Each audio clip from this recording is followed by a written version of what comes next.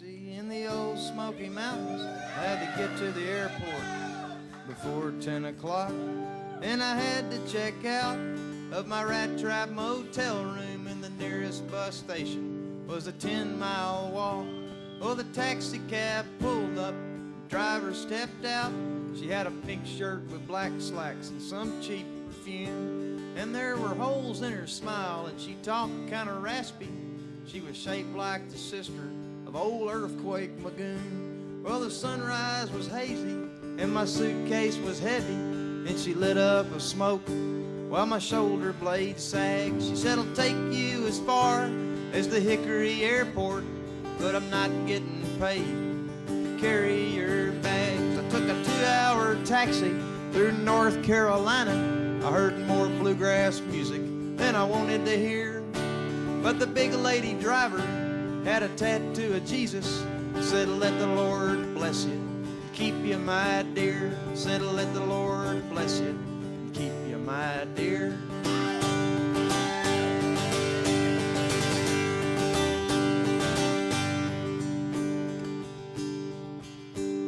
The cab smelled like menthol, and the floorboards were dirty from styrofoam cups and old cigarettes. She said, I hope that my daughter doesn't pick up these habits. She's only 9 years old and she's way too young yet. Well, I looked out the window at the old Smoky Mountains while she sang high harmonies with Charlie Monroe. And the air smelled like hickory mixed in with the menthol. Both sides of the highway were covered with snow.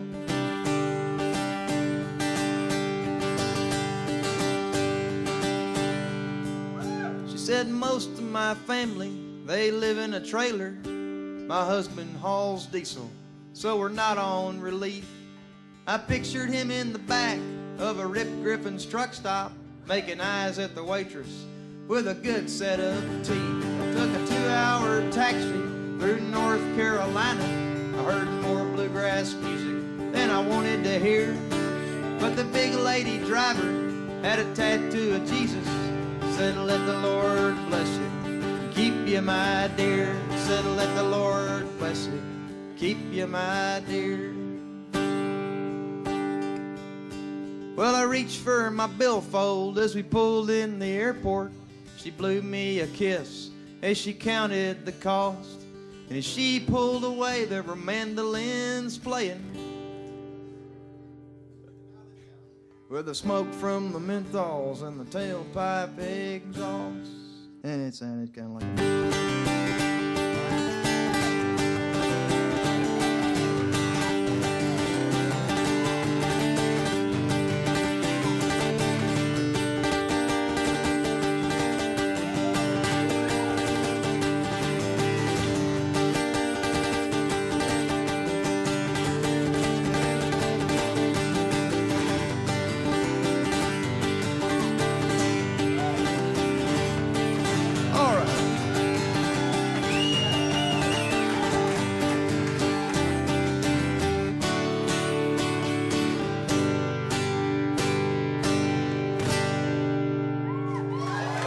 That's a good song. I played that a couple of days ago. That's a song called Smoky Mountain Taxi by a fella called singer-songwriter, an American, of course, you'll have gathered that, called Adam Carroll. Good morning on a Friday morning here in Derry, Stoke, Londonderry today. Happy Why to did say. you not tell us? Because Why did you not tell me yesterday that you were here today? Because you huffed. I was telling you that I was appearing last night in the Playhouse Theatre in Derry, Stoke, Londonderry with Sean Donnelly, and I invited you up to make a cameo appearance, and you said no, you wouldn't get near the place. I wouldn't go because it was a one-off. It was a fiddler's invitation. Yes, and it's only because you were here in Derry that you wanted me up. No, I thought it would be good because this is your patch and you never leave here. Why did you not invite me to the other gigs? Because they're too far and you might have to buy a drink. And you may have to pay me. Yes, that was a consideration. Well, I'd like to thank all the people who came there, and there weren't all that many, but it was a really good night. Raymond phoned in to say that he thoroughly enjoyed the show. Well, thank you very much indeed, Raymond. But he wanted to know why I wasn't there. That's why you weren't there, because you were too mean, miserable, mean-spirited and nasty to go. I didn't even know. I didn't know. I knew you were appearing sometime. I asked you last week, I said, will you come on and make a cameo appearance? You asked me about 4 weeks ago. Yeah. Right? Yeah. And you didn't. You were supposed to put it in your diary. Yes. You never bother. No, when you ask me... What do you I want to do? Ask you again? No, when you ask me, I says no. I know, that's why I never asked you again. You see? Derry set dancers are holding their Christmas set dancing Cayley in Pilot's Row on Sunday. Maybe you could go to that. There's a word there. Copperplate Cayley Band playing. Is that the Copperplate Cayley Band? What kind of a name is that? Also... Playing from... I'm not finished here. I want to tell Emma. I'm playing... Just a wee rider to that. I asked for 4 complimentary tickets, Janet, if I were to appear. And he says, no, you can have 2, but you're not. I'm not stretching it to 4. I said, no, I'm not going then, because I wanted one for Emma and one for Janet. I wouldn't do that for any white man. And they wouldn't give me 4 complimentary tickets. No, but what's the point in giving you complimentary tickets if you refuse to go in the first place? No, had you given me the tickets, I would have gone. But I didn't know that. That rider was not added at the time. Listen, never mind this. Never mind this pointless squibbling. Quibbling. So you had a good show all the same. Very good, thank you. The number to ring if you want to contact this programme is 08459 555 678. The email address is jerry.anderson@bbc.co.uk and text messaging service 81771. Carol Dillon's coming in today. Did you see her upstairs, her little baby? Yes. Oh, she's lovely. The baby. Baby's nice too. No, she's lovely. She's going to come in. She's not going to sing live for us. She's going to talk about her new CD and her new DVD and all the incredible things that she's been doing. It's lovely to see her. Did you see Coronation Street last night? Well, I'm going to tell you, I didn't, because I had something to do last night. I'm a new granda, you know. Congratulations. And I went over to the hospital last night to see a newborn child. Is it a boy or a girl? A boy. Excellent. Right? And then when we come back to I was watching the snooker and things and just relaxing. And my wife was out talking to people and visiting people. And when once you get back, Coronation Street was starting again, apparently at 11 o'clock. Yeah, it's on twice a night now. No, but 11 o'clock, the rerun of the hour long. It's on all the time, yeah. And I never watched worse acting in my life. Well, you see, that's because... I ran out of the room. I ran out of the room. Well, just for the benefit of the people who didn't watch that, I'm going to recap. Molly died, but before she did, she told Sally that Kevin was the father of baby Jack. Much to the delight of Julian Simmons, who was dreading that moment. Fizz gave premature birth to a baby girl. Peter Barlow married Leanne and then promptly died. Charlotte had a pulse, even though John hit her with a hammer. And Ashley was crushed to death, but he left a message on Claire's mobile. Who's Ashley? Ashley's the wee butcher boy. We talked about him yesterday. Is he dead? He was holding up the whole building, then it fell on him. Well, the wee girl who had the baby, Kevin... That's Molly. Molly's dead. Yeah, right. But before she died, she told Kevin... Molly? Is Molly the wee girl? The mother? Molly's the wee girl who died, but she gave the baby to the fireman. Fireman took it away. Why? And then Kevin is the father of Molly's baby. Yes, I know that. Baby Jack. But Sally came in to comfort Molly and held her hand. And just before Molly expired, she told Sally that her husband was the father of Molly's baby, which is not the sort of thing you tell a woman who's holding your hand. That's like you coming in and holding my hand and me saying that I'm sleeping with your wife. Yes, I know. You know what I mean? I'm sorry to bring that up, Sean, but you had to be told sometime. Anyway, that's the way it's going. So who else is dead? Well, as far as I know, that's the score at the moment. Do you know the most interesting thing about that? Do you know the most interesting thing about that? Well. Now, that was the 50th anniversary. It just goes to show you how television has changed. Mm-hmm. Right. As far as I can see, there was one explosion. Al-Qaeda threatened to blow it up. The tram or the train crashed after the explosion. Molly died. Fizz gave birth. Peter died. Leanne doesn't know what she's doing. Charlotte is dead at the hammer blow, but she's still living. And Ashley's dead. And that was the theme of this 50th anniversary. What was the theme of the 40th anniversary? Was it a fire? No. A bus? Do you know what the whole theme... See, on the 40th anniversary, they had a live episode. And last night, they had a live episode, right? So last night's live episode was about all this stuff. Last year's live episode, what was it about? I know. Well, you won't believe it. No, I don't. You won't believe it. Right, let me guess. Can I guess? You'll never guess. All right, I'll never guess. But try one. Right. I don't want to bore the people, as you normally do when you guess things. A fire. No. The 40th anniversary was about whether or not they should have the cobblestones removed from the street. Oh, gosh. And that's how much television has changed. Do you understand what I'm saying? They got a whole episode out of that. When I saw the people come and run out of, I think it was the Rover's Return or No, it was somewhere else, wasn't it? Wherever it was. And the fireman running up saying, "Get back! Oh, get back! You're not allowed past here." And You know, and I said, Okay, that's all right. That. All right, leave it. Let's leave it now. I ran out of the living room. Let's get back to the weather. Have you noticed that the snow is away, like snow off a ditch? I did. It's great. The thaw is appearing. The thaw is going on. A gentleman writes to me, a man who lives in Canada, and he said, "I don't listen to the Fat Boy, but in the handover, I hear some callers crabbing about ice and snow on their footpath. It's been going on for weeks. Sidewalk, we call them. Furthermore, Wendy seems to be milking the subject and even insinuated that the troops should be called in. Well, do you remember what happened the last time the troops were called in? You had to go to the top of the Roswell Flats. Well, the troops were called in once in Toronto, but the snow was 2 metres deep. That's nearly 7 feet. That's taller than the average man. Toronto has an ordinance, that's a law, that compels you to shovel and salt your sidewalk within 8 hours of a storm. Did you know that? I didn't. It's against the law for not to shovel and salt your sidewalk. Now, that's what I call sense. Yes. If you don't, your municipality does it for you and charges you $100 on your next property tax bill. Excellent. So you love that, don't you? Yes, that's You'd good. you'd like people to go around with loaded guns, Yes, wouldn't you? but what about senior citizens who can't Just wait. do that? Wait. They even have a snitch line Yes. and encourage school children to call in if they come across a path that hasn't been cleared in front of somebody's house. Excellent, excellent. In other words, they get the kids to snitch on the elders. You Can, love can, that, adult, don't you? can adults not do it? Oh, of course they can. But they do that as a matter of course. But the children have to be taught to do it. In other words, they have to taught to tout. Good Taught to talk. tout and snitch. Good. Anyway, mostly everyone complies. Exceptions are given to veterans over 65. Veterans is not, in Canada, they don't call veterans people who've been to the war. Veterans are anyone over 65. Yes. Yes. And you can adopt a veteran's sidewalk. Oh, good. As I have. So in other words, able-bodied people around there can adopt a veteran sidewalk. They're responsible for it. But you'd So- only do that. You would do that sort of a temporary thing. You wouldn't be committed to that all your life. Oh, no, You know, not you all just your say, life. I'll do that this year for No, Joe next door. No, only until you die. So you guys, he says, you guys need to wake up, be nice, and clear your ice. This exercise will also reduce your blood pressure. You know, it's terrible. People sitting looking at the windows.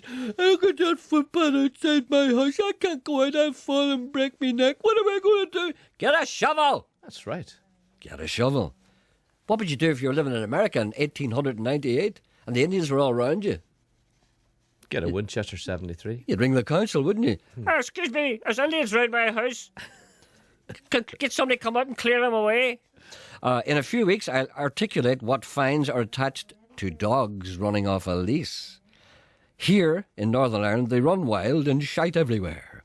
Hence all the lost dog calls on your show. You see, this man's good. And speaking of dogs, I've got a wee dog going on here. So what's that law in Canada about the dog in the lead? He's going to tell us more about that later. He figures it was too much there in the one email. So he's going to gather his loins. Heather's on one. Yes. Good morning, Jack. I did a wonderful thing yesterday whilst you were off lying in your home sleeping. You went home to sleep. Oh, no, you were attending to your little grandchild yesterday. Sorry. Congratulations again. How many is that you have? 8, 10? 4. 4. Good morning, Gerry. Just want, whilst you weren't here, a woman rang me. And she said, "Did you say something about a little dog that was found?" And I went, "Yes, I did." And I got the details, and I came down here, and I knew I had a piece of paper, but I threw it in the bin. And I went in here, and I spent an hour looking for that piece of paper. Do you know what I did? And I went back up, and I rang that woman back, and I said, "I do believe that the dog you're looking for is in a person's home. And I have this piece of paper." I'm like Chamberlain. Do you know what you're sounding like now? I Or do you know waved who you're sounding like? Who? Nolan. Am I? Now, you know what to do? Take big, long pauses. Okay. No, make it really effective, what he does. All right, then. A woman rang me yesterday. A woman? Look, she's ruining it. It's all right. Tell her to shut up. Okay. Tell her to shut up. Come on. Tell her to shut up. Emma, I want you to shut up. Shut up, Emma. And Emma says she can't shut up. She's giving her a she's telephone giving lip. number. Giving you She lip. said, how can Emma Giving shut up you when she's lip giving her back. a telephone number? Giving lip back. Right. I was talking to a woman today. A woman, an ordinary woman. She doesn't have any great connections. She doesn't know anyone in Stormont. She has no friends in high places. She's a woman who rang me. And do you know what she said? She said, "I need your help." And I said, "That's what I'm here for." She said, "I've lost a small dog." I said, I know what that means to people. She said, but you don't understand. It belonged to a 5-year-old child. 5-year-old child. She's ruining it. She's ruining my silences. 5-year-old child. And do you know what I said? I said, I'm the biggest show in the country. I'm here to help you. I think, now, I can't promise you because I don't want to raise your hopes, but she's ruined it again. I have a piece of paper down the bin downstairs, and I'm going to go down. Do you know what I'm going to do? I'm going to spend my time looking for that piece of paper. So I went downstairs. There were people here doing a programme, and I went in and I said, excuse me, I hate to interrupt, but this is important because this is for a listener. She's ruined it again. And I came in and I got down on my hands and knees and I upended that bin and I looked at every single piece of paper. And do you know what was in that bin? Pieces of toffee. Bits of gravy rings. Things unspeakable. I waded through them and I found the piece of paper and I ran upstairs and do you know what I was like? I was like Neville Chamberlain coming back from Berlin. And I rang that woman. I said, I have the paper. There's a woman here who has your dog. And she collapsed. I waited until the ambulance came. I hung on the line even though it was a long time and the BBC was paying for it. Because that's what the BBC licence is for. It's for you. There's no point in me being here. Do you think I'm here because I enjoy it? Do you think I'm here because I'm after money or fame or anything personal? Do you think that I'm here to help you? I'm a good Nolan, aren't I? Well, do you mind if I get in the act? Well, she Can I ruined try it. No, but can I try it now? I don't like that lip you were getting there. No. Can I try it? Go ahead. Can I give you some information? Go ahead. Gerry, Yes? on line 1 you have No, don't tell me. Heather. Gerry. Hello, Heather. Gerry, I love you and Sean. I listen to you every morning without fail. God bless you. This morning I couldn't get to the radio quick enough to switch you off. You were giving the whole plot away of Coronation Street and I haven't watched it. Oh, you haven't seen it? Well, let me tell you now. Let me just... do you want to hear it again? No. Just in case you missed anything? I'll switch Molly's you off, dead. Gerry. I'll have to cut this call off if you do. Fizz has a baby. Peter Barlow's dead, but he married Leanne. Charlotte has a post and she's still living. Gerry, And Ashley's crushed. Anyway, go ahead. I mean it. I'll end this call now. I haven't watched it yet, but now I know all about Kevin. Oh, Kevin. Kevin knew this was coming. Yeah, well, I knew that myself. But, There's been so know. many conversations in the past few months, and Kevin was always waiting for it to come out. Yeah, well. And now it came out when he wasn't there. I couldn't get to my radio quick enough. That's all right. Gerry, please. Okay, I'm not going to say anything more. That's it. You're safe. That's great. What can we do for you, if anything? Are you just trying to tell me to shut I up? want to listen to the rest of your show in peace. All right, then. Go away, then. I'll tell you no more. That's great. Okay, bye. Okay, I'll enjoy the rest of your show then. Thank you. Thanks, Gerry. Bye. Bye. She rang to tell me to shut up. Exactly. By the way, Yes? Neville Chamberlain's back from Berlin? Munich. Sorry! Munich! People have little to do too, haven't they? Ringing you up, telling you that. This is the Rapparees. What a great song this is. Have a listen to this.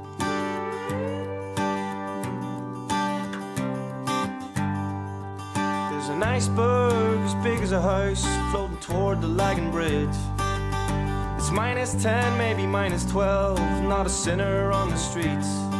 'Cause it's the coldest time in 20 years that anyone can mind. If it goes on any longer, they'll be sawing down the trees. The old boys outside the bookies brave the big freeze for a smoke. But before long they'll be back inside for the Lingfield 5 to 3. The local news are telling news of power cuts and woe.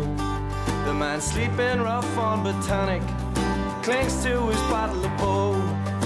And I can't feel my hands anymore.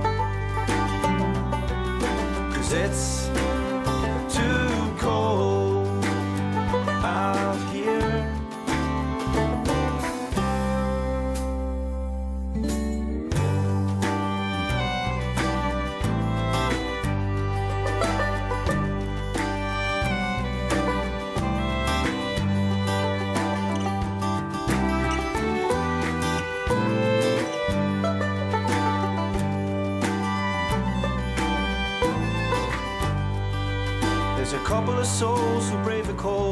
out jogging through the breeze.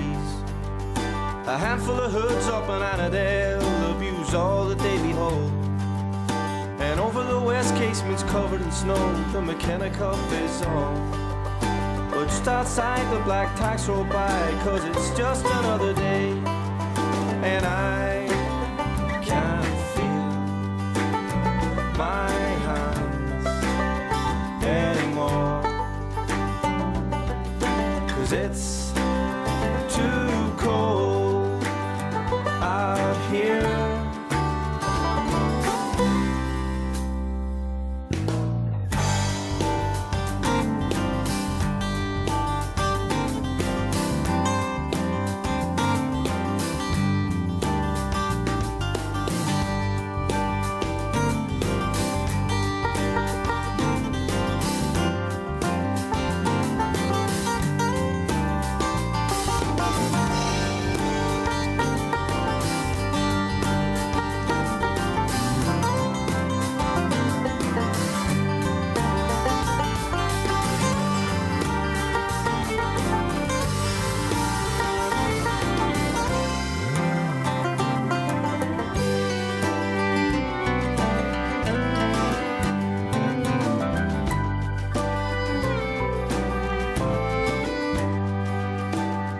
Shops are sold out of salt. The city needs to get a grip. It's all frozen windscreens and spinning wheels, red faces all around. An amateur photographer smiles at what he sees. The iceberg just keeps floating by, oblivious to it all. And I can feel my hands anymore. It's too cold out here, and I can't feel my hands anymore, 'cause it's too cold out here.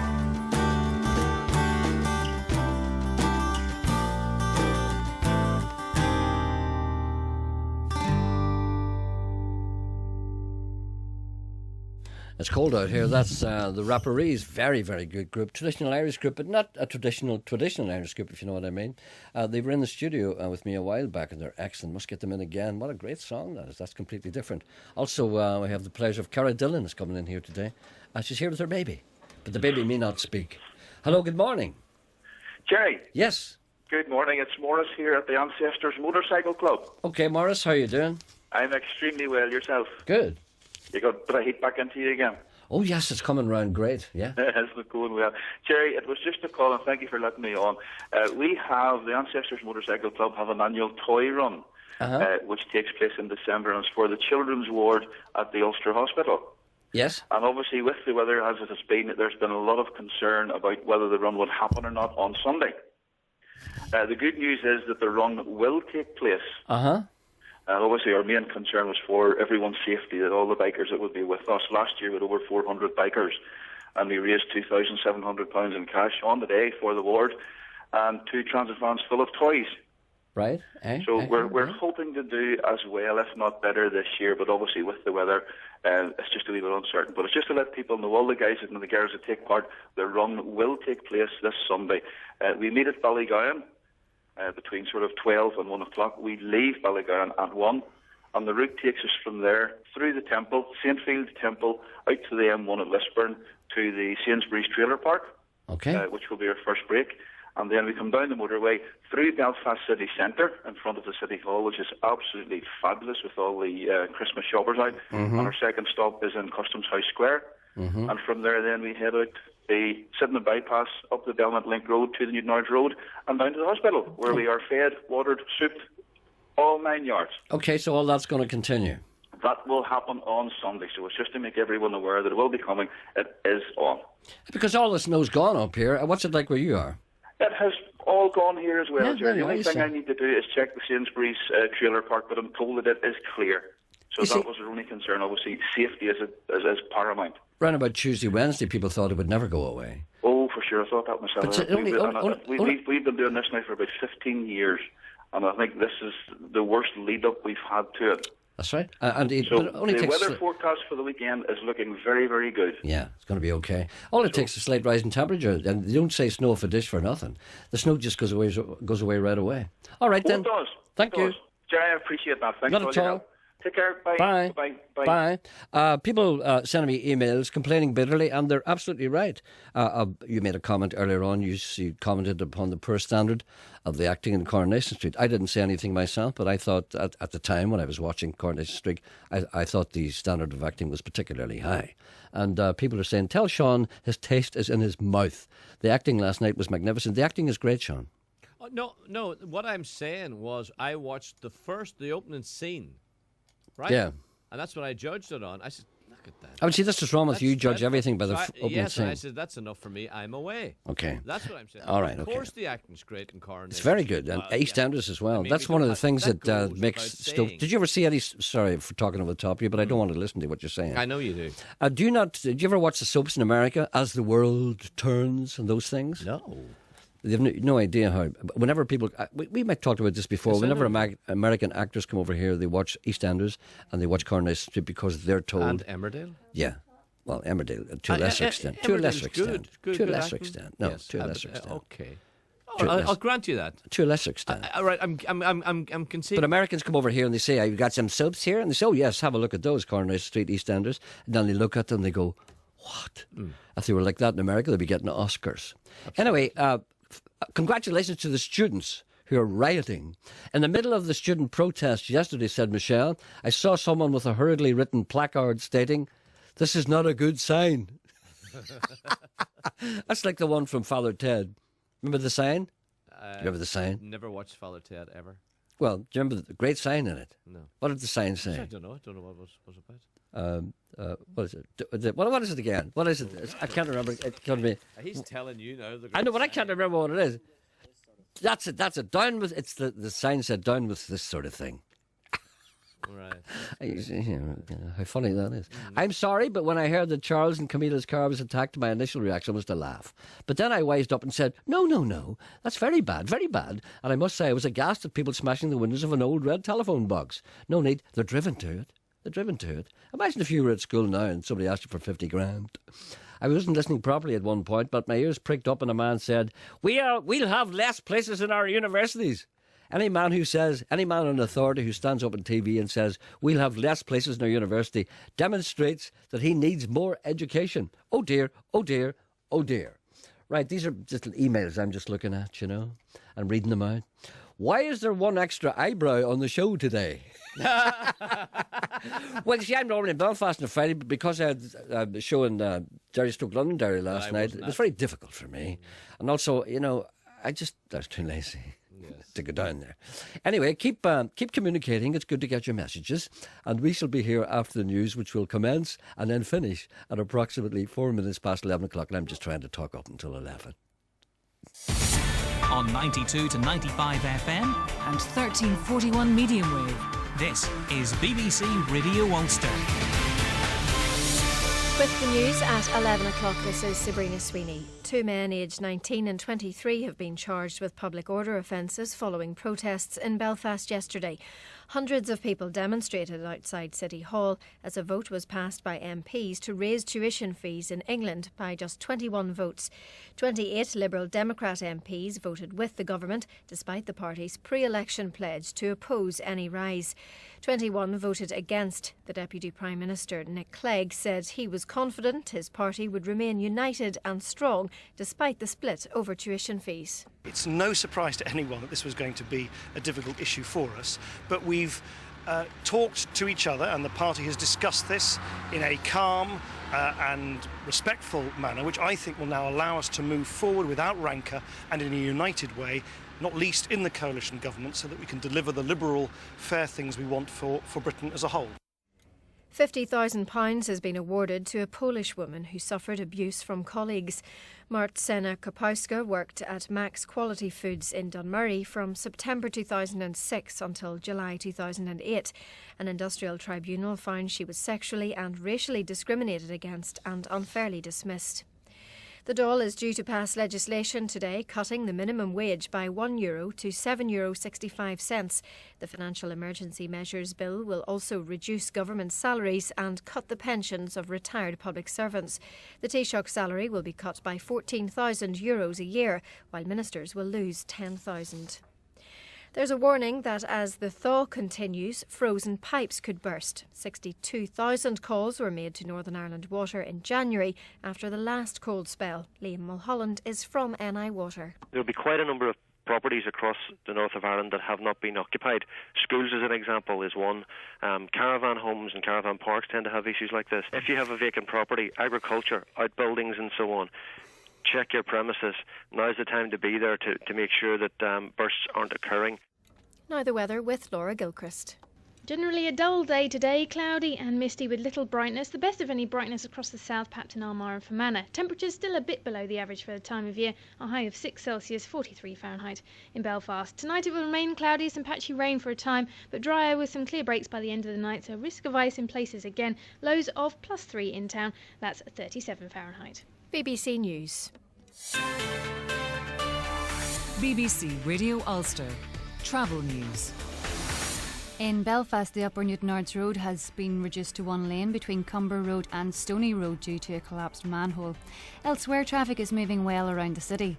Onto public transport, and in South Belfast, the Metro 78 will not be stopping at Duddenbreda Road and Greer Park today due to roadworks. Finally, flights, and at George Best Belfast City Airport, the 9:35 arrival from East Midlands has been delayed until 12:20, and at Belfast International Airport, the 1:15 flight from Alicante has been delayed by 2 hours.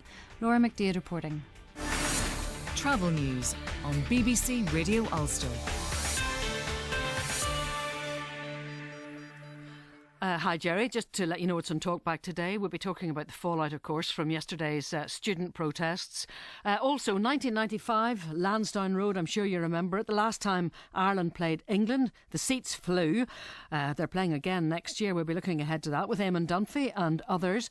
And if you want your Christmas to go with a bang this year, don't be sending the kids out to get the crackers. You've got to be over 16 to buy Christmas crackers, because apparently they're categorised as explosives. And last but not least, I don't know if you fancy this, a piranha pedicure, having the hard skin on your feet nibbled away. Not for the faint-hearted, but I'm sure you would be up to the task. That's all on Talkback at 12. I saw that in the paper, actually, the people sitting there with their feet in the big bowl of water and the little fish eating at them. Talk about Tiberius's minnows.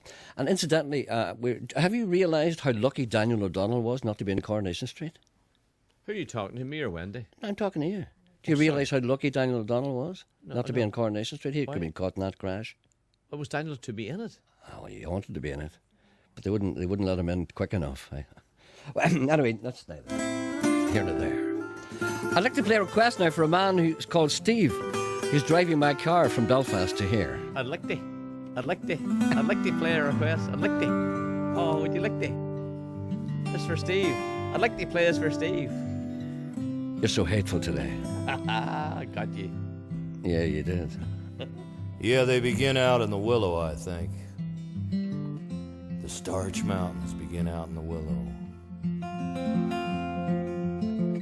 And keep right on going without regard for pumas or nectarines.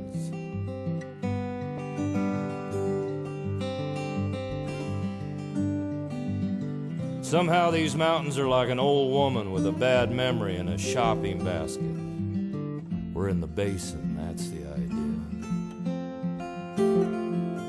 Down in the sand in the alleys, this land punched in, cuffed out, divided, held like a crucifix in a death hand. This land bought, resold, bought again and sold again. The war's long over. The Spaniards all the way back in Spain, down in the thimble again. And now real estaters, subdividers, landlords, freeway engineers arguing. This is their land and I walk on it a while, live on it, out there near Hollywood, where I see young men in rooms listening to glazed recordings. And I think too of old men, sick of music, sick of everything. And death like suicide sometimes is voluntary.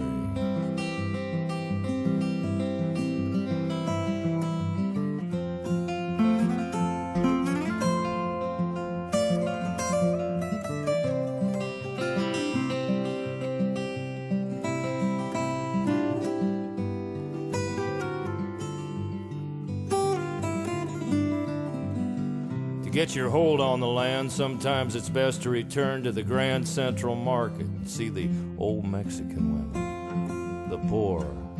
I'm sure you've seen these same women many years before, arguing with the same young Japanese clerks, witty, knowledgeable, and golden, among their soaring store of oranges, apples, avocados, tomatoes, cucumbers. And you know how those look. They do look good, as if you could eat them all. Light a cigar and smoke away the bad world.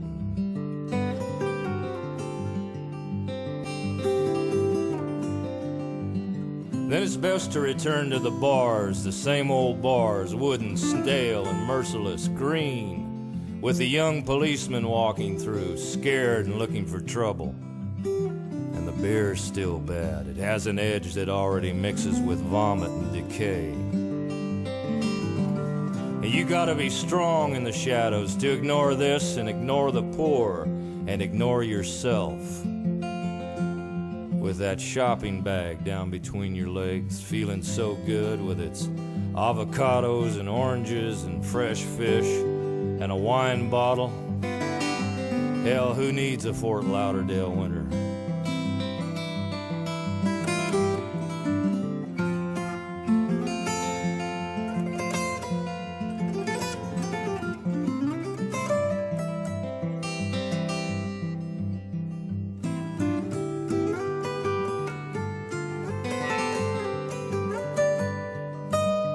"25 years ago, there used to be an old whore with a film over one eye who was too fat and made little silver bells out of cigarette tinfoil. The sun seemed warmer then, although this probably wasn't true. Now you take your shopping bag outside and walk down the street, and the green beer hangs there just above your stomach like a short and shameful shawl.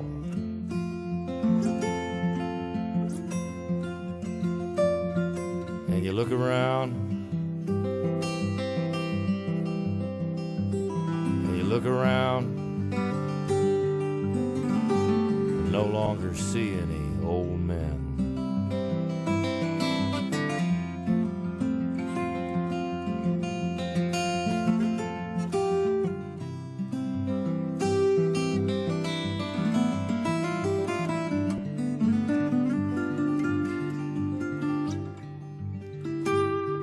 I hear mariachi static on my radio, and the tubes, they glow in the dark. And I'm there with her in Ensenada, and I'm here in Echo Park. Carmelita, hold me tighter, I think I'm sinking down, and I'm all strung out on the heroin on the outskirts of town.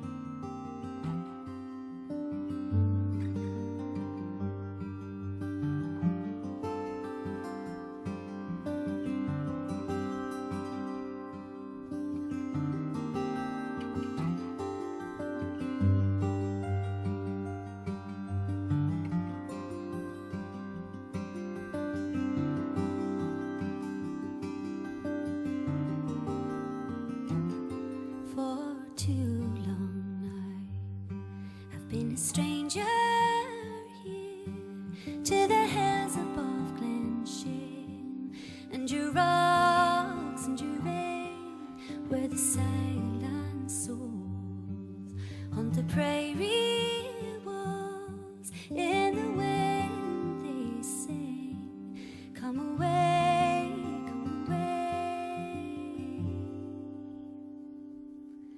to the murmur stream with the time below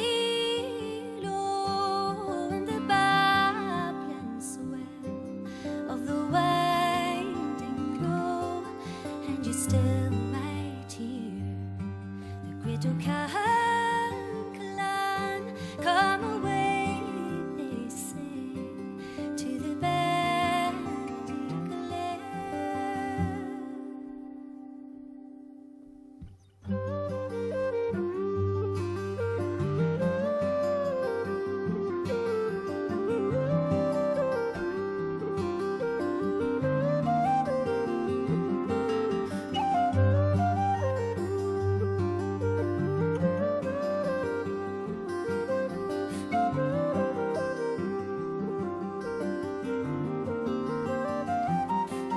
Where the hind of the plain has walked this land, and the loneliest man with his sword in his hand, and his blood runs still in every stream and glen, and his home can be seen from the hill of the thieves.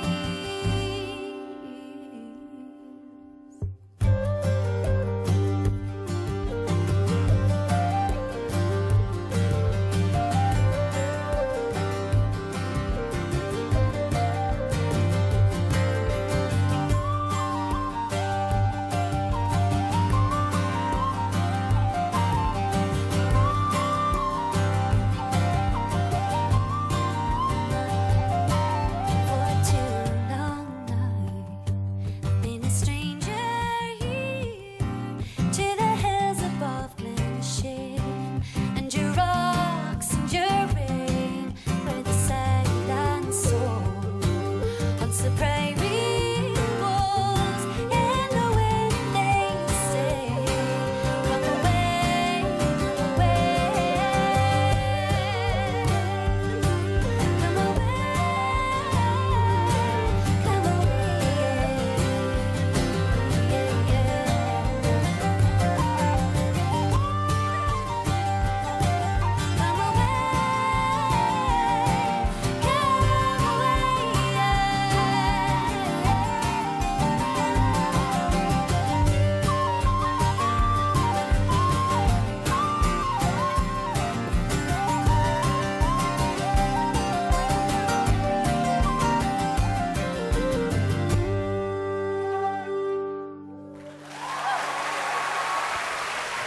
Now, for anyone listening with any kind of an ear at all, it'll come as a surprise when the people start to applaud at the end, because you would imagine that would have been recorded in the studio. It's so good, but that was actually live. And Cara Dillon is here with me now. Good morning, Cara. Good morning. What a great sound that is. It sounds really great. I'm so proud of how it all, it sounds very slick. I know, I mean, that's the Opera House in Belfast, for God's sake. I know. You know, you would, very few, I know people who are going to a studio and be pleased with that kind of sound. I know, but there you are. we were delighted. Everybody full and everything, like in the Opera House and people next door. Now, that's from your new DVD, which is out now at the moment. Mm-hmm. It's called Cara Dillon Live at the Grand Opera House. And I've watched this and it's really, really good. And it's in high definition. It is. It's- Warts and all. It's beautiful. It's really good. And all kinds of tracks on it.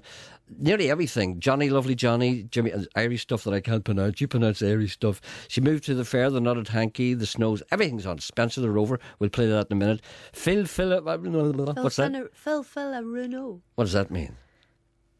Come back. Something. There were roses. Yeah, thank you for that accurate translation. Black is the colour. The Verdant Blaze of Screen, which I love. Yep. Crazy Love, The Hill of Thieves. Everything's on this. A Parting Glass. We're going to play now the Parting Glass in a minute.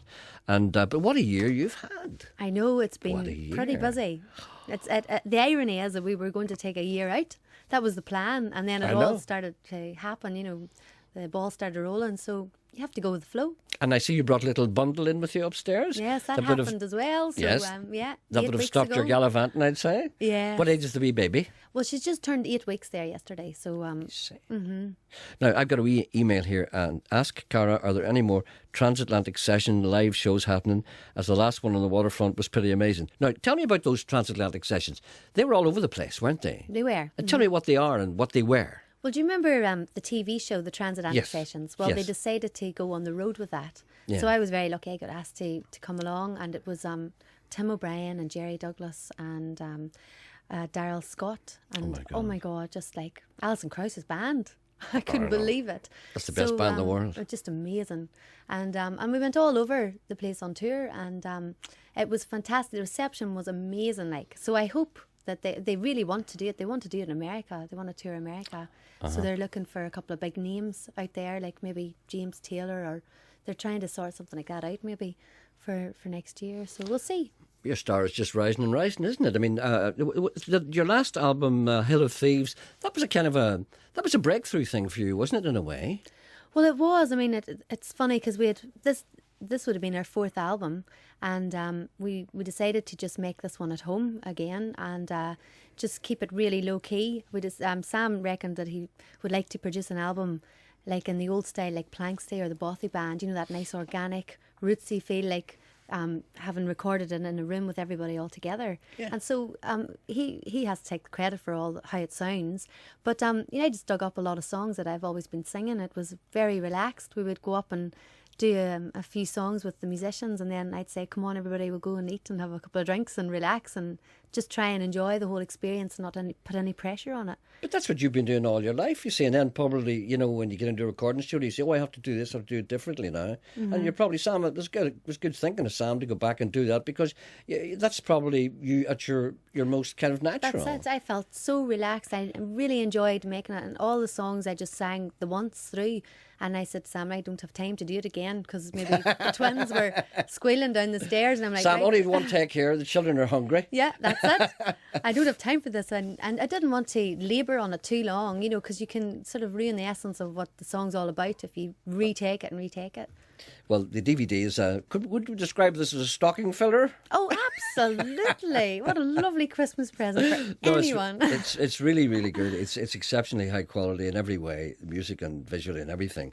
Now, you've got is this a wee 3-track CD? Is this just a wee promo thing? That's just for you, yeah. Oh, just for me. But, I mean, those tracks are on the Hill of Thieves, and which is your last album. Let's, I love The Parting Glass.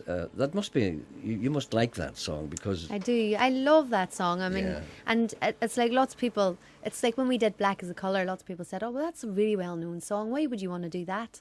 And The Parting Glass is the same. I just loved it so much. I thought, right, I'd like to put my own wee mark on this and sing it the way I'd love to hear it done, with the piano and, Because you've probably heard that song all your life. That's it.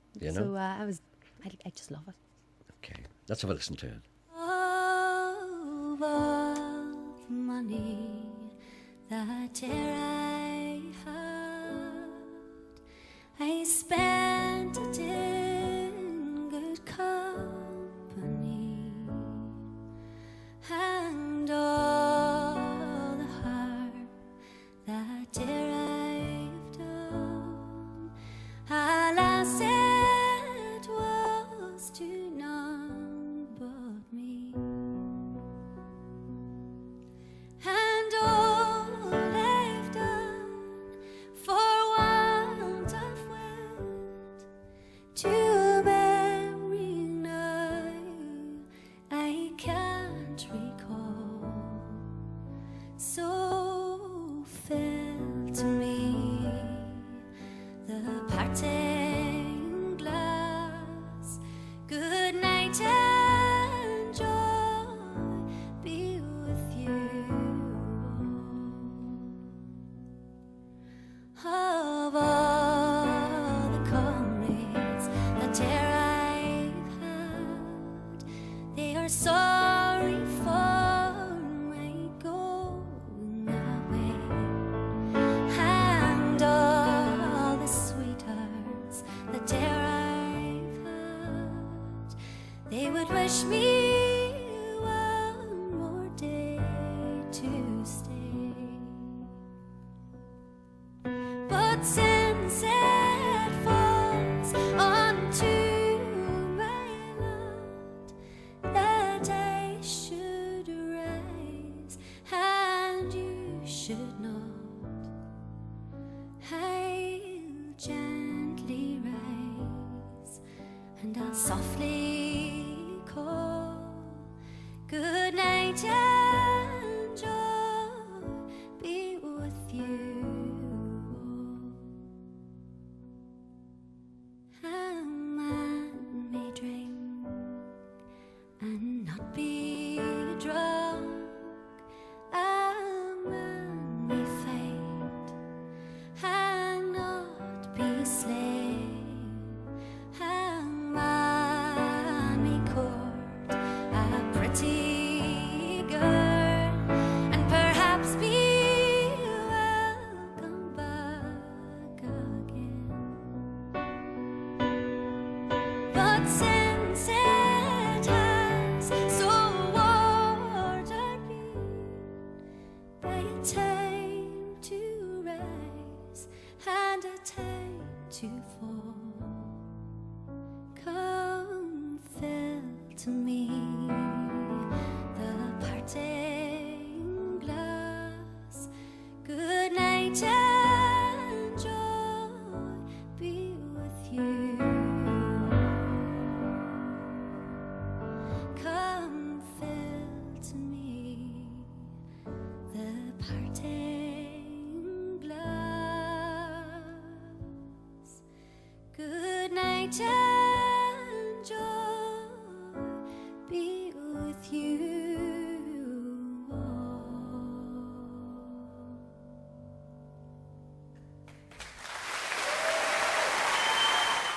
That's pretty good, isn't it? I won't ask you to comment. Someone on the line here. Hello, good morning. Hello, good morning, Jay, and hello, Cara. Hello there. It's Johnny Kirk here down in Killylay. How are you? I'm very well, thanks. Well, I'll tell you what it is, Cara. I have family over in Melbourne, Australia there, and I believe that DVD would be a beautiful present for them. Mm-hmm. But I'll tell you what it is. The region of the DVD, it might not play in Australia because we're region 2 over in the UK here. Right. And I was wondering, is there optional regions that you can buy the DVD in, potentially? Well, we were slightly warned about your call. Mr. Coyle unusually told me what it was about. And he said, so as you well know, America is region 1 for DVDs and Britain is region 2. Now, I'm looking at the bottom of this CD, Cara, and maybe you could enlighten me, or maybe if you know, the little place where it gives you the region, it says all. Yeah. It says all. Oh, region 3. That's wonderful. That'll be region 3 then. That'll play in Australia, no bother. Exactly. That indicates to me that you can play that anywhere. Well, I tell you, we work down in an industrial site here down in Killylay, and I turned the radio up there, and it was like that part in the Shawshank Redemption when the boys just stared at the speakers, and they were like, what's that lovely sound? So for the whole moment on a Friday there, we felt like free men. Oh, thank you. That is so lovely to hear that. Thanks Well, a million. It was very beautiful, and I think my family in Australia will just love it. Oh, brilliant. That's very good of you to send that over. That'd be great. And it's Well, called I will be. It's called Cara Dillon live at the Grand Opera House. Lovely job. Thanks Thank you. for your time. Thank you. Take Ano- it easy. Thank you. Bye. Another wee inquiry there, Cara. Cara, did you ever sing a song? Eileen in Hilltown wants to know, did you ever sing a song called The Weaver? I did, yes. I used to be in a band when I was a teenager called Oiga. And we recorded a song called The Weaver. And God, that takes me back a long time now. So I was probably about 16 at the time. So, yeah. She says she thinks she heard somebody playing it on Radio Ulster in August, and it was absolutely beautiful. There you go, gosh. I must play that. But look at all this other stuff here. There's a list of stuff as long as your arm. What about you in the latest Walt Disney movie? I know. I can't believe my luck. I got a phone call in the spring just saying, listen, wait for this now, would you be on for flying out to LA to record a song on the Tinkerbell movie, The Great Fairy Rescue? And I said, I'd love to, but I can't because I was just pregnant at the time and I couldn't take the risk of flying. So I was really gutted. And then they said, well, that's okay, don't worry. Maybe you'd like to go to Abbey Road and record it instead. We'll fly over to you. So that was great. I went to Abbey Road for 3 days, and it got better and better. My luck it was unbelievable. I recorded this song, the Summer's Just Begun, and while I was there, they really loved the little Celtic lilt to my voice. See, this is and a they good said, thing. "Hey, Cara, would you like to read the opening narrative for the movie?" Over the opening sequence. So I said, well, I've never done anything like that, but I'll have a go at it. So by the end of the second day, I had read the opening script for the movie. And then it got even better because the volcanic ash cloud happened. Yes. And it was the best things ever happened for me because they all got stranded in Abbey Road for a week. And they didn't know what to do, and they decided they'd write me a lullaby to sing over the end of the movie too. So it was a very good week. And beautiful music, and really nice to do something different like that. It's called Tinkerbell and the Great Fairy Rescue, and it's on now. It is. It was released on December 6th, which was last Monday. That's right. Isn't that fantastic? But so you're one of the few people I can talk to that has said that the ash cloud actually furthered their career. It really did. But what a great door that is opening. I know, that's an it's open brilliant. door. I mean, just the string arranger alone, this fella called Joel, he's done all those big movies, and he's in contact a lot. We made really good friends with him. He's a lovely fella, and he's saying, "Oh, we'll have to take you out sometime and get you involved in helping to write some music for some movies he's working on." So you never know what might happen. And I know this hasn't occurred to you, but they give you big loads and piles of money for doing that kind of thing. Haven't seen it yet. Randy Newman, he that's what he does all the time. Of course, Randy Newman's I one of my know. favourites, and it's just a great thing to do. Now, gigs. Are you doing any gigs now? I mean, little babies. Are you doing anything? We're coming over in March, and we're going to be playing the Mandela Hall. Yes. And in Belfast, I think it's on the 12th. I have the details here because I made sure I got them before. There's nothing worse than me asking people, "Where's your gig?" And you say, "I'm not sure." And then I say, "I don't know either." It's on the 12th of March in the Mandela Hall, and tickets are on sale from next Monday, the 13th of December, Ticketmaster, all that kind of thing. That sounds like a big one. That's a big one, isn't it? I'm looking forward to that. That's a big one, yeah. Uh-huh. So that's usual outlets, that kind of thing. 12th of March, Mandela Hall, Monday, 13th of December. So how are you going to beat this year? I don't know. Eh? I don't know. I just, it's President of just Ireland next year, well, perhaps? I'm just lucky. I've got my little girl as well now too, so I've won the lottery. Is it just the one you have? I've got twin boys, you see, who are 4. So I've got this one little girl. course. So that's a big thing this year for me. All right. And the boys have been on tour with us half a dozen times already to America. So she'll have to fit in. So we're going to keep with the programme, keep moving, and they'll have to come with us. So Has anyone said to you yet, "Oh, you have 2 twins"? oh, that happened. I say it myself. I've got 2 I have twins. 2 twins here. I have 4 quadrupeds. Right, so that's that. So I wish you all the best, and thank you for coming in, because I know and Sam's upstairs. Did it? I know That's why she's got she her did it. special magic touch to it. So That's why she did it. Uh-huh. Cara, thank you for coming in. Thank the best you luck very and much, Gerry. Go and see the movie, buy that DVD, and go and see you in Mandela Hall. Okay, Brilliant. Get back to that baby. I will. Thank you very much.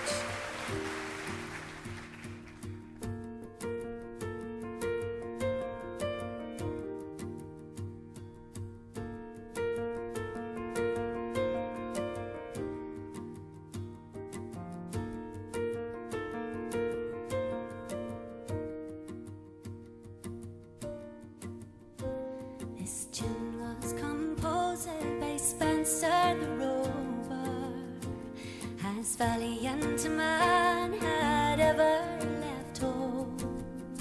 Well, he had been much reduced, and it caused great confusion, and that was the reason he started to roam. In Yorkshire near Rotherham, he had been on the ramble, and weary of travelling, he had sat down to rest by the foot of the young mountain, by a clear crystal fountain, with bread and cold water, he himself did refresh.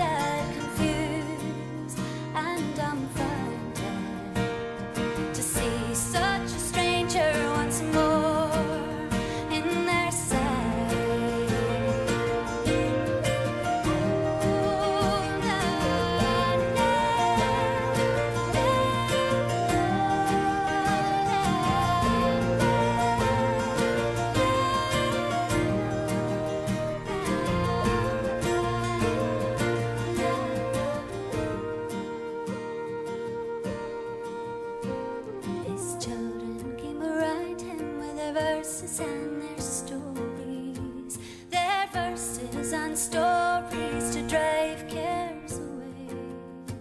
Well, he's as happy as those that have thousands of riches. Contented he'll remain and not rumble away. This tune was composed by Spencer the Rover, as valiant a man had ever left home. But he had been much reduced and it caused great confusion, and that was the reason he started to roam.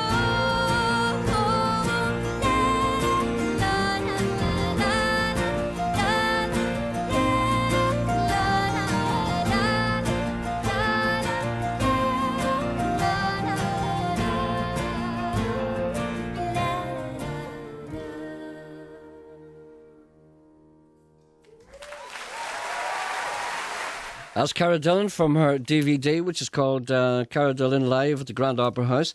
I mentioned that Cara was playing on the 12th of March when she gets her babies reared in Mandela Hall. Mandela Hall is, of course, in Belfast. People ringing up saying, where is that? It's in Belfast, for God's sake. That's on the 12th of March. And some other messages. Ask Cara, did she ever sing John Condon? That's from Linda in Shankill. I don't have to ask her. I know. She didn't. It was her sister Mary. Cara Dillon and Decky O'Rourke, a great duo. Is Cara's new DVD available in Blu-ray? I don't know. It's high definition anyway. That should be enough. That's Aidan in Ballymena. I've just switched on, says Mary in Belfast. You'd know a Dillon voice anywhere. There's no one to equal them. The two of them. Her and her sister. Damien and Mairead Garland rang in to say that the Opera House Cara Dillon concert was absolutely brilliant. They were at it. That was on September 9th, I think it was last year when that was recorded. And I forgot to mention that we mentioned Cara's last album, which is called Hill of Thieves. I forgot to mention that it was the BBC Radio 2 Folk Awards 2010 Album of the Year. And you don't get that for nothing. Another gentleman says, could you help me out with the track you played some time ago? It was by the Dolly Birds and the song was Broken Doll. I've tried everywhere online using these details, but I can't find out anything about it. Well, neither can I, because I had a copy of that and somebody stole it on me. So if I could ask, is there anyone out there, what a great song it is. If there's anybody listening who's involved with the Dolly Birds, please could you send me another copy of Broken Doll? And could you also let me know where you can get it? Because people were mad looking that the last time I played it. Mad looking it? Hear me saying mad looking that? I think there's a mouse on my upright piano, says Michelle. My dog keeps looking at it and sniffing and barking and getting on. Maybe he wants to be like me. I've been known to say I studied the piano for 16 years. I decided at the end that it was a big wooden thing on casters. Thank you very much indeed. Leave the humour to others. Great show as always. Nice to see Sean making an appearance on Friday for a change. But Sean, there's bad news. Bad news. A man has written a very uncomplimentary email. And I don't know whether to read it or not, but I think I might have to just read it. Do you want to hear it? Do you want to hear it? Oh, sorry. Yes. You can't hear me. Sorry, you can't hear me there. Sorry. Yes. Do you want to hear it? Yes, I want to hear it, yeah. Well, words and all, you say. Well, you see, I've always said that, it's important. Cromwell, go ahead. Oh, don't call me Cromwell, okay? Right. Hi, fella, he says. You're fluctuating from one leg to another today in my taxi. That's gentleman Mark, taxi driver. Give Ken a good rollicking today for the crack. I'm a bit disappointed in your show today. I always look forward to Fridays with a bit of live music and a bit of your own humour without pink knickers coil gibbering in the background. You don't think that's funny, do you? Is that Mark, a taxi driver? Yeah, you don't think that's funny. You can't take it, Where's he? Never you mind. What do you want his address? No, I just want to know where he works. Tell Heather you didn't ruin Coronation Street for her. Having said that, I'm just about to. You said Peter was dead. We don't know that for sure. He flatlined. When you flatline, you die. What about... He was Can't you see I'm talking about dead people? PJ. He was starting to flatline and they're going at him with a defibrillator. So there's still hope. And as for Molly, as Sally let go of her hand, Molly breathed loudly. One can't be sure it was her last expiration. And when Tyrone asked Sally if Molly was dead, Sally couldn't speak because she was so shocked at the news that Kevin was little Jack's dad. So Sally didn't confirm anything. So there's still hope for them all. I thought Rita was a goner, but she was in a different position later on. So there's still hope. But we know for a fact that Ashley is an ex-butcher. So there's no hope. And I'm waiting for John to be left alone with that weird woman that he hit with a hammer and give her head another whack just to make sure she's out of the show. Such cruel people. And a gentleman said, tell Pink Knickers Coyle I work in city cabs. Oh, city cabs. He's a local. Oh, right. He's a local. Okay. That's you. That's your contract expired there. You'll never get on that one again. You didn't like that. That hurt you. That hurt you, didn't it? No, really annoyed me. That hurt you. But apparently, is it true? I ask you this now. Uh-huh. Is it true that the Christmas Day episode, or Boxing Day, whatever it is, the big episode of Coronation Street, that the opening scene is a bottle of wine, an empty bottle of wine, and a fire, and a hand holding a glass? Yeah. And the hand belongs to Daniel O'Donnell. No, the hand belongs to Ken Barlow. Ken Barlow is sitting and he wakens from his sleep and says, Deirdre, what a dream I've just had. There was a crash. No, Ken walks out of the shower and says, I had the strangest dream last night. Everybody was killed. Who's on the line here? Hello. Good morning, sir. Hello, good morning. PJ here Yes, from PJ. Belfast. Actually, unfortunately, I saw that episode last night. But one thing that it didn't explain, what was the explosion at the beginning, which wrecked the bridge, which made the tram fall off, or something? The explosion at the beginning which wrecked the bridge, which made the tram fall off. Nobody's sure what it is. No, I suspect. I thought it might have been the fellow that was having an affair with Leanne. I thought maybe he was a provo and he planted the bomb, but they don't do that anymore. Wow. And so I suspect it'll come to light there was probably some kind of gas canister thing. I would imagine. But I mean, what a great explosion. Yeah. I mean, even people in Northern Ireland were impressed. You could hear it from here.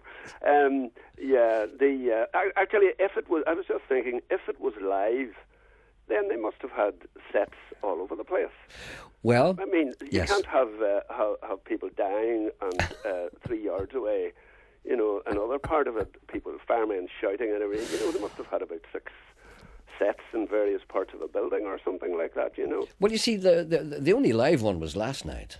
That's what I mean. Yes, it was certainly some operation. If it was, well, I presume it was live when they say it was live. Well, you see, you can't believe anybody these days. I mean, there's some people believe that X Factor is on the up and up. You know, Well, X Factor is the most amazing, incredible con trick. Well, I can't watch it. It gives me a headache. No, but if people realise. Now, I want people to throw their minds back. Yes. Remember when Stacey Solomon appeared on X Factor? Do you remember Stacey Solomon, the one who became Queen of the Jungle? When she was singing on X Factor, she had this magnificent voice that rang all round the place. Yes. And then when she was in the jungle, somebody asked her to sing, and you want to hear that. Have no music. And then you tell me that it's not doctored. You see, it's amazing what you can do. Every single person who sings in X Factor has their performance enhanced about, I'd say, roughly 12,000%. Oh, yes. By every electronic trick that's available to the engineers. Definitely. Echo. And they stop it for hours, you know. I could go on there and sound like Frank Sinatra. That's true. They would make me sound like Frank Sinatra. Why not? And that's why they don't realise what a con trick it is. Mm-hmm. But anyway, Coronation Street's probably the same. And they probably pre-recorded some bits, you know. I wish they had done the explosion live. Couldn't that have been great? Let's crash the tram live, see what happens. That safe certainly seemed to have a lot of money in it now. I mean, well, you see, money is no object. Was the safe in the pub or what? Where was the safe? I don't know, you know. I mean, I'm not really on top of the whole thing because I only watched. In a way, sure it doesn't. I only watched the one episode, and there's all kinds of clues leading up to it. You know, you need to be au fait with the whole thing, yes. Really, to have a broad picture. All I know that Ashley's dead, and that's good enough for me. That'll have to keep me going. Thank you, sir. Well, here, no, Gerry. Actually, go ahead. I rang up not to talk about Coronation Street. All right. But something very definite. on BBC television this morning at about 7 o'clock, they made some reference to this is a plain English day or something like that, where you're not supposed to use any jargon or any of these new phrases, like front loading or thinking outside the box or blue sky thinking or whatever, you know. Yeah, ring fencing or copper fastening. Yeah, that's true. But one thing that really does annoy me is this word impact. Impact. People are using it for everything. You know, the window cleaner, he really impacted on me this morning when he said, you know, that he couldn't clean the windows or something like that, you know. Impact and impactation and impacturation. It really drives me mad. People seem to have forgotten how to use the word effect. You need to be very careful. You're going down a very slippery road. But I think I just felt compelled to register my disapproval. You're going down the same road as a man here. Yes. You see, this is a very, very dangerous road to go down. You started to go down that road, Sean, a couple of years ago. Now you're twisted, bitter and evil. See, that's what happens to you. It starts off with one wee thing. Now, Sean now wants to gun down hoodies. You see, it starts off with... No, I want to round them all up and put them on an island. And then blow the island up. No, just leave them on there and let them fend for So themselves. that probably started you seeing some guy peeing up against somebody's door. That's disgusting. No, but that's probably how that started. Now you want to kill them. You see, it just all grew. This is what's happened to this man here. I know. See, well, if I may interrupt, Gerry, another word that people seem to have forgotten how to use it is the word few or fewer. Yeah. People talk, there's less people and there's less cars and there's less flight and there's less passengers. No, it really is fewer passengers, fewer people, fewer trees, you know, and people have seemed to have, maybe they were never taught how to use it. No, probably not. We had an example of that today. A government minister saying there'll be less students. That's right, I heard you at that. So what are you looking at grammar schools for? Aren't you grand? Aren't you okay? Sure, just have you get plenty to eat and plenty of food and plenty of drink and a roof over your heads. What are you looking to go to university for? What are you looking to go to university for? You see, they were protesting, and I feel I have to make a very, very small protest as well, you know. Actually, I'm in the protesting mood. A few nights ago in the Belfast Telegraph showed you buildings in danger.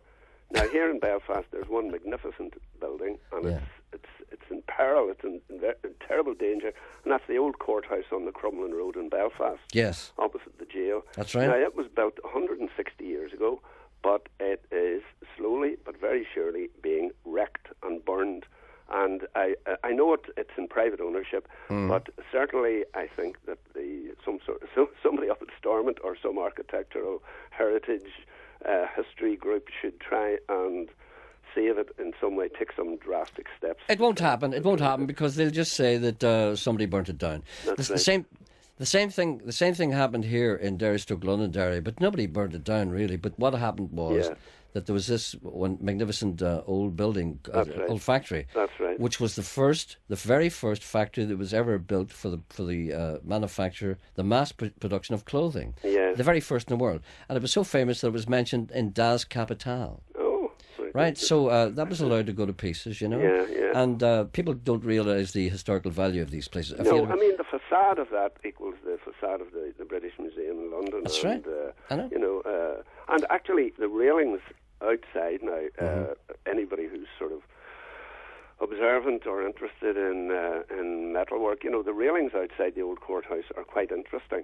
You know, I know I am a little bit observant, you know, but they are interesting. It'd be good to see if anybody rings in to say why they're interested. They probably will. No, on the other hand, they probably won't.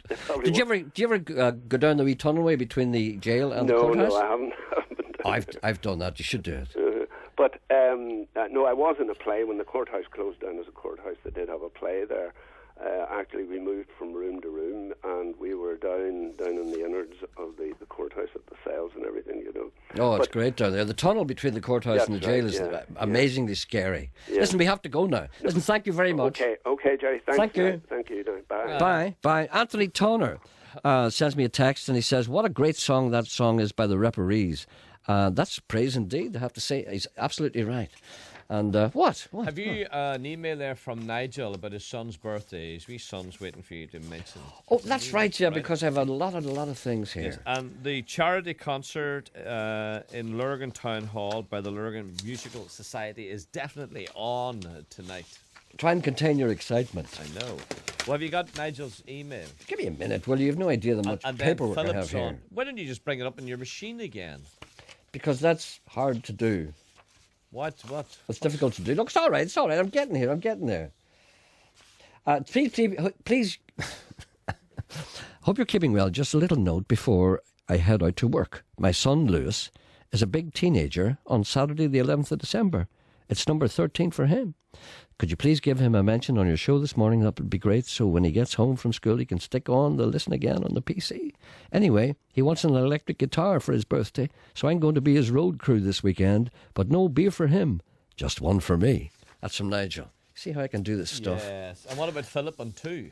Everything's going wrong. Hello, Philip. Good morning. How you doing, Gerry? I don't mean to imply that because you're on, everything's going wrong. I'm sorry. Go ahead, sir. What can we do for you today? Well, Gerry, all I wanted to do was just to let people know that we're having a wee Christmas tree of lights in memory of all those who have died by suicide this Sunday at 4 o'clock. And we just wanted to invite people along. It's not just for people who have lost loved ones, it's for family, it's for friends, it's for community to come along and to remember those loved ones. Because we're always giving family and friends presents at Christmas, and that's what Christmas is all about. And this is just to remember our loved ones who have gone before us by attaching a little memento to a tree. And we have a number of families who are going to turn the lights on. And we have the Father Gerry from Holy Cross, and we have the Reverend Bill Shaw, who are going to do the proceedings, and they're going to have some singing, we're going to have some carols, and we're going to have people who are going to read out some poetry and some wee reflections of their feelings. And it's going to be a nice day. We also have a lady, Carmela, from the American Council, actually coming along to the event as well. And so we have politicians, lots of people coming along, but just wanted to let people know that this is taking place on Sunday at 4 o'clock, and it's in the North City Business Park, and that's in Duncarn Gardens. All right. No more information is required. That's it. Thank you very much indeed. That we encourage people to go along there. Thank you, Gerry. Not at all. Thank you. Okay, bye. Bye. What do you hear this?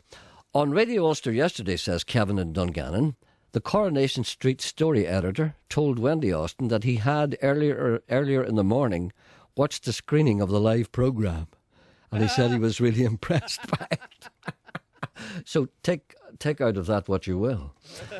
I think the safe was in Dave and Sunita's shop. The explosion was a defective gas supply in the joinery. I wasn't too far wrong, I guessed that. When in doubt, blame the bottle. Is Sean on time and a half today? Are you? It's just nice to work. It's nice to be here, that's all. Anyway. There's a call. We could call on 1. There's no rest here. Know, Hello, good morning. Friday. Sorry. Good morning, Gerard. How you doing? I'm all right, thanks. All very interesting, Coronation Street, but I have a wee thing I would like to... A man of your vast knowledge will probably know right away. Yes. You had Cara Delenon singing that beautiful, beautiful song of Parting Glass. Yes. Now, the first time I heard that song was way, way back in the Ulster Hall, sang by the Clancy Brothers and Tommy Macon. Yeah. And they told the audience that night, I remember it so well, that the words were written by Pádraig Pearse. Really? Yes. If you listen to the actual words, it makes sense too, right? And I'm wondering, does it give details on the album or the DVD? Would it give the writer? Years ago, it used to give the writer in brackets. Do you remember that type of thing? Yes, and I'm just looking at it now. No, there's not much information on this. You don't usually get much information on DVDs. They don't usually give the composer. Right. But it's no, just the words were written. As you know, he was a poet, and these words were written at the time and put to music by someone else. But I always remember that I was only a lad at the time. I was there. If you remember the famous Jim Macon. Yeah. Jim Macon brought them to the Ulster Hall, and he was also my school teacher, so he would have had some of us down, giving out programmes and that type of thing. I remember distinctly that, but I would love to check it out, and I thought... Oh, I must try and find that out myself, because I'd be interested to know if that's true or not. Would you please? That would be great. Oh, yeah, well, there's no information on this here. Okay, then, I'll find that out for you. Okay, and also, just a wee quick thing, I rang yesterday, I don't know who I spoke to, it was a gentleman, right? It wasn't Sean. Obviously not. But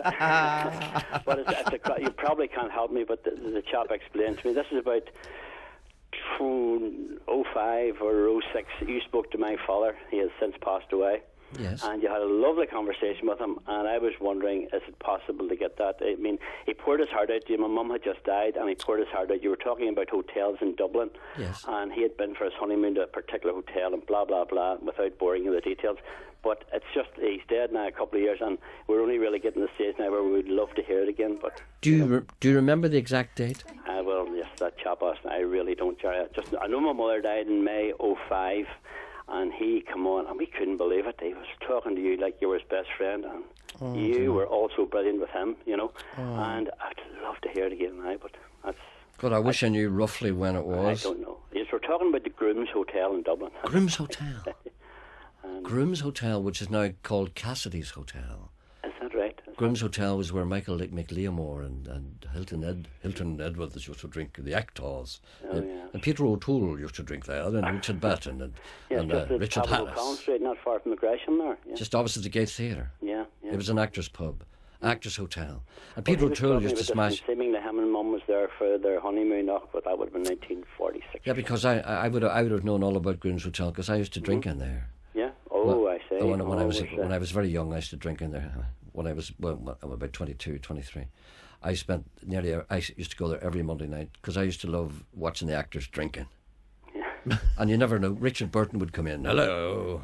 Are you serious? Oh yes. See, what happened would be whenever at that time in Dublin in the late '60s, there was a lot of there'd be a lot of Bray Studios, and there was a lot of film making going on there. Right, yeah. And Peter O'Toole and Richard Harris and people like that would go on the tear. And they'd go on the tear, and their last port of call was always Grooms Hotel. Is that right? And there was a wee man there who used to wear an apron. He used to be a night porter, and he was tortured. And he used to let them wreck the place, and then at the end of it, he used to give, there's your bill now, Mr. O'Toole. The broken furniture, that'll be £100. Certainly, my man. Take this check. That was great. Anyway, listen, if you can narrow that down. My dad, he was able to add little bits in about the big fire and all. The big fire. I remember it now. As I say, we've only really got over. You know the way the first year or so, it's all really serious grieving. But now we would love to hear that again. But well, if you can by any chance narrow that down to within a week or so, we might be able to help you. Brilliant, Gerry. Thank you very much. Okay. Well, come back to me if you can. About the parting glass, if you want. All right then. Okay. Okay, mate. Thank you. Thank you very much. Bye. Bye. Just before you go, Mr. Anderson. Yes. This person says, I could throttle you today, Gerry. What was the name of the long recording you played before talking to the lovely Cara, who was absolutely brilliant, this person adds. We thought the recording was excellent, but who was it? Tom Russell. It's called Crucifix in a Death Hand. Tom Russell. Down to the Greyhound station, gonna get a ticket to ride. Gonna find that lady with 2 or 3 kids and sit down by her side. Ride till the sun comes up and down around me about 2 or 3 times. Smoking cigarettes in the last seat. Try to hide my sorrow from the people I meet and get along with it all. Go down what people say, oh, sing a song with a friend. Change the shape of a man and get back in the game. Start playing again.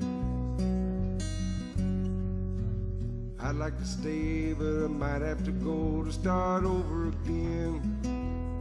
Might go back down to Texas, I might go to somewhere I never been. And get up in the morning, go out at night, and I won't have to go home. Get used to being alone. Change the words to the song.